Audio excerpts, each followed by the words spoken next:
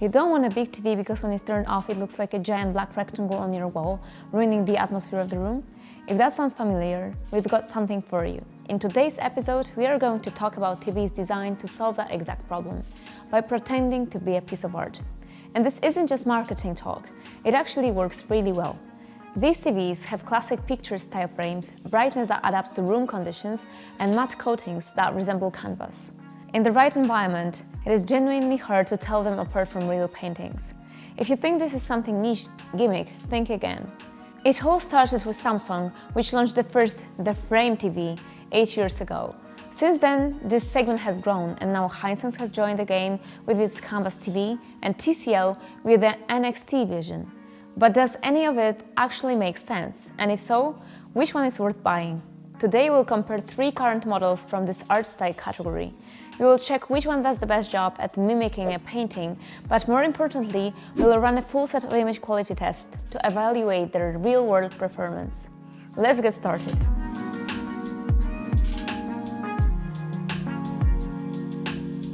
When people first hear that a TV is supposed to look like a painting, their reaction is usually something like, "Yeah, right, just more marketing nonsense." After all, the human eye can tell the difference between reflected light from a canvas and light coming straight from a screen. Except, not always. We are simply used to screens being much brighter than their surroundings because that's necessary for comfortable viewing.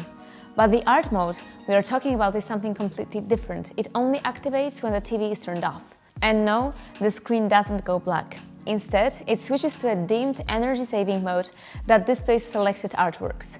Today, we'll see how this mode works on 3 TVs, how they adapt to lighting conditions, how the images look, and how much power they use.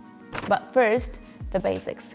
What's in the box and how do these TVs look? To convincingly mimic a painting, the TV obviously needs to be well mounted and framed. So all 3 models come with dedicated no-gap wall mounts that allow them to sit perfectly flush with the wall. You can tell this was thoughtfully designed. The back of each TV has recessed channels so it can mount completely flat. If you want to use your own wall mount, that's possible with Samsung and Hisense, as they support the standard VESA mount. TCL doesn't offer this option unless you really force it like we did for the sake of this review. But honestly, I wouldn't recommend doing that. If for some reason you want to place the TV on a stand, which kind of defeats the whole purpose, that's also possible. Samsung and Hisense include feet in the box. TCL assumes that if you are buying an art-style TV, you're going to mount it, so it doesn't include any feet. Hard to argue with this logic. The chassis still has screw holes though, because you can buy an optional decorative stand.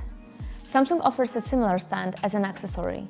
Now let's talk about the frames themselves. Hisense and TCL include light color frames that imitate natural wood. Samsung, on the other hand, doesn't include any frame in the box. At first, that might seem like a downside, but it actually makes sense. Unlike Hisense, Samsung gives you a wide selection of frame styles to choose from. They've offered white, black, dark, light, and even metallic finishes like gold or brushed aluminum. You can pick the one that best matches your decor. Just keep in mind that the frame costs an extra $60 to $75 unless you catch one of the frequent promos where they go for a token $1. TCL probably made the smartest choice here. It also offers optional frames but still includes one in the box. Plus, the entire chassis is white, which is already a nice decorative touch on its own. As for build quality, they are all pretty similar. Samsung's frames feel the most like real wood, but they're also a bit more flexible, which makes them slightly harder to install perfectly. If I had to nitpick, TCL's infrared receiver sticks out below the screen, even with the frame on.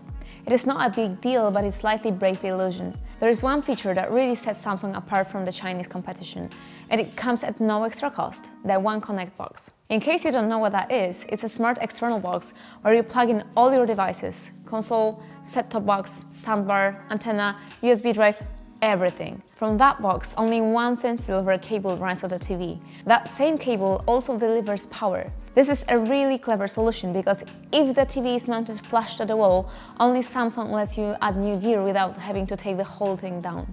Simple but incredibly useful. Speaking of appearance, let's talk sizes. We tested the 55-inch version of each model, but Samsung offers the widest range from 32 up to 85 inches. TCL also gives you some options, 55, 65 and 75 inches. Hisense has the worst availability. In theory, there is a 55 and 65-inch version, but during testing, only the smaller model was available. So while all three brands offer the most popular 55-inch size, only one gives you true flexibility in terms of screen size. Let's see how these TVs perform in real life. All of them use the same OS as their standard counterparts. Samsung runs Tizen, TCL uses Google TV, and Hisense uses Vida. We'll go into system details later, but for now let's focus on how the art mode is activated. With Samsung and Hisense, it's completely intuitive. Press the power button once and the TV enters art mode. Press and hold it to turn it off completely. TCL takes a different approach. It has a non-standard remote with a dedicated art button on the left and a regular power button on the right. So what kind of art can you display? Actually, each model comes with a decent library. I'm not an art expert, but when I see Van Gogh, Monet, Klimt and Renoir, I can confidently say there's plenty to choose from. The problem begins when you want something a bit more refined. On Samsung, many of the more impressive artworks are locked behind a subscription called Art Store. It costs around $5 per month or $50 per year. That alone might be a deal breaker for some people, but if, like me, you don't like subscriptions, there is a workaround. You can find any high-res artwork online and upload it yourself. To make it fill the whole screen without borders, the image needs to be at least 4K. If it's too small, just scale it up in any graphic editor. Now, do those self-uploaded images look as good as the paid ones from Art Store? That brings us to image quality. Samsung's paid Art Store offers by far the best scans of artwork. Take Van Gogh as an example. On TCL, the edges are over-sharpened and the image looks digital, not painterly. On Samsung, the brush textures and paint structure are realistically preserved. Bottom line, you get what you pay for. Each TV also lets you upload your own photos using an app or cloud service like Google Photos. TCL even allows AI-generated art in different painting styles. It is fun, but more of a gimmick. Now let's talk power consumption in art mode. Of course, this depends on room lighting. In a bright room, the screen brightens. In a dark room, it dims significantly. In mixed lighting, with similar brightness levels on all three models, the results were close. Samsung used around 40 watts, TCL 37 watts, and Hisense 42 watts. That's roughly the same. Even with the extreme assumption that the TV runs in art mode 24/7 for the whole month, that's about 29 kilowatt hours, around $5 to $6 depending on your electricity rates. In reality, it will be much lower. Samsung and Hisense both have motion and light sensors. If they detect no activity, they turn off and turn back on when you return. Hisense handled this smoothly. Samsung was a bit slower to react. TCL turned off as expected, but didn't turn itself back on. Realistically, assuming the screen is off for 2/3 of the day, monthly cost drops to about $2 or $3 or less if you use solar power. That's a small price to pay for a feature that can really elevate your interior. But there is one big but, and it's TCL again. The lack of auto wake is annoying, but worse is a non-software bug. If you set the brightness low in art mode, then later watch YouTube, the screen is still dim, too dim to enjoy. That's because changing brightness in art mode also changes it for the regular viewing. So you raise it to 100 to watch normally, then go back to art mode and now it's way too bright. Nobody wants to adjust brightness every time. You end up with a middle ground setting which looks worse and uses more power. Hopefully TCL fixes this in the future models. One last test in art mode: color and temperature adaptation. Lighting changes throughout the day and that affects how real paintings look. Only Samsung adjusted to this and did so with smooth brightness and temperature transitions. It's a clear advantage. Now let's move on to actual picture quality, especially HDR performance, since that's what we get from most streaming platforms. Starting with brightness, Samsung is the clear winner. It reaches around 700 nits in our test sequence, which is excellent for a TV in this class. It creates a convincing HDR effect. Hisense is noticeably dimmer, but still holds up well, thanks to solid tone mapping and good image adaptation. TCL performs the worst. It's too dim for proper HDR, and its tone mapping doesn't help. Highlights lack detail and feel flat. Dolby Vision support helps a little, but not enough.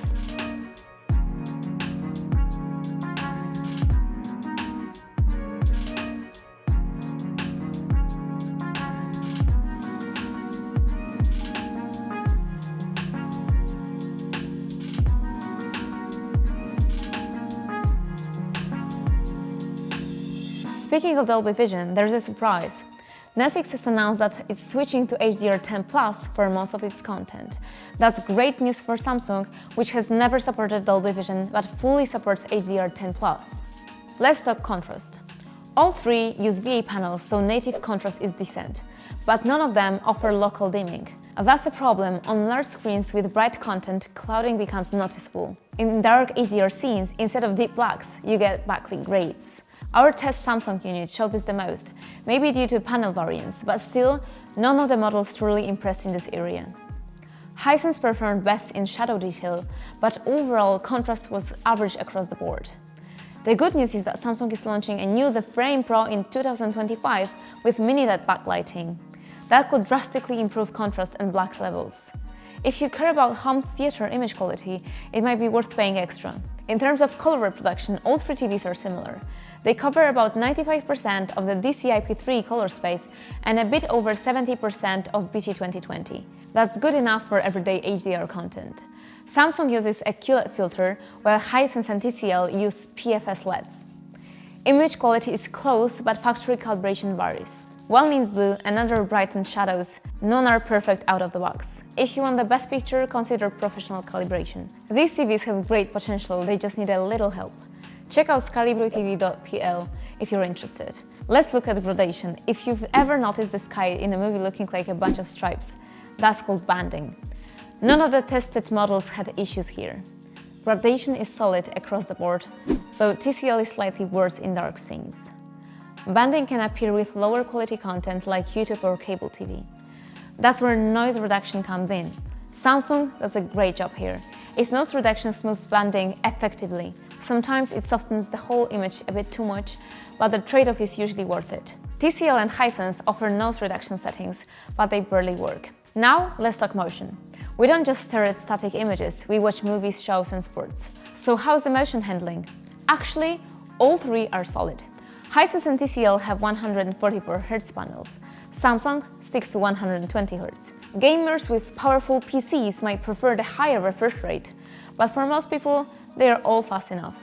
For slower cinematic content, they all have motion smoothing features, sometimes called motion interpolation. You can choose between a more traditional cinematic look or a super smooth soap opera style. It is all customizable. When it comes to motion blur, it is average. Our UFO tests showed some smearing, especially on dark backgrounds. It won't ruin sports viewing, but you might notice it during gaming. Speaking of games, yes, you can absolutely game on these RTVs. They have high refresh rate panels and support for PS5 and Xbox Series X features. Hisense and TCL offer two HDMI 2.1 ports. Samsung only has one, a limitation, but most people only connect to one console anyway. TCL stands out with the most complete gaming feature set. Hisense doesn't support HAG, which improves highlight detail. Samsung doesn't support Dolby Vision, but it has a killer feature, Game Motion Plus. This adds smoothness to games without much added input lag. Speaking of lag, Samsung wins here with just 8 milliseconds of input lag.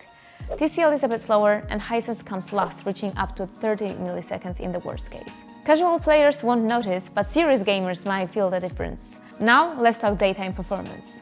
On paper, all three have matte screens, so you would expect similar performance. But there are noticeable differences. Once again, Samsung leads. Matte coating usually reduces reflections, but it also washes out colors. Samsung manages to avoid that trade-off. It handles reflections best and maintains color saturation even in bright rooms. Plus, it's the brightest of all three, another big win for daylight viewing. Viewing angles?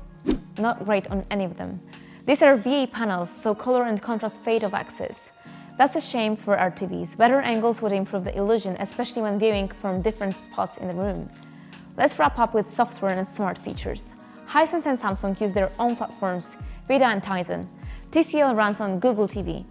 All three offer the major apps like Netflix, YouTube, and Prime Video. Google TV has the edge in flexibility and niche apps, but it's not a game changer. One downside, Tidal is missing from both Samsung and Hisense. But remember, app availability changes all the time. Check Choose TV for the latest info. As for extra features, Hisense is the only one that lets you record live TV to USB. Useful for some, but it struggles with subtitles from USB drives. You can change color and size in settings, but they just don't show up. Samsung doesn't stand out in this category, but its remote is the smallest and easiest to use. It works great with set-top boxes, consoles and receivers. It also supports SmartThings, which lets you integrate smart bulbs like Philips Hue. You can set the lights to dim automatically when the TV enters art mode, a neat touch for such a gadget-focused category. And that brings us to the end of the episode. As I said at the start, lifestyle TVs are no longer a niche. This is now a fully developed segment with a growing audience every year. So which one should you get? If I had to rank them, Samsung takes the first place, followed by Hisense, with TCL coming in last. Samsung is the most mature product here. It's been doing this the longest, and it shows. Yes, it makes you pay for the art subscription, but the results are worth it. And if you don't want to pay, you can still make it work. Add in the One Connect box, the brightest screen, and the best matte coating, and you've got the winner. Hisense is a great budget pick for people who want the art effect at the lowest cost. Don't need a screen bigger than 55 inches and like the default frame. TCL? Only worth it if you really need a niche app from Google TV. Otherwise, it's weaker than the competition and has frustrating software bugs. Maybe that will change as the category grows. But for now, this is how it stands. Better quality just costs a bit more. Let us know what you think and see you in the next episode.